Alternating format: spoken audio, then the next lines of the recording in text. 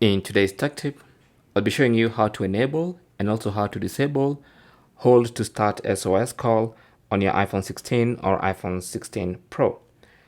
So just go into settings. On the main settings page, scroll down and tap on emergency SOS. And then you can see call with hold and release is enabled. Okay, so that basically means when you press the side button in either volume up or volume down for long enough, it's going to start the SOS call. So there you go.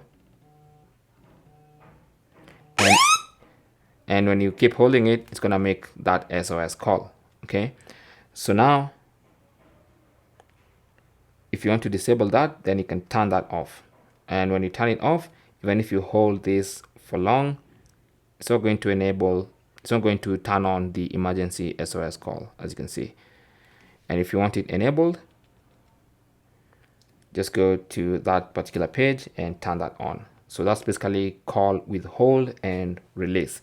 Now, of course, you can also set up the 5 button presses. You can enable or disable that.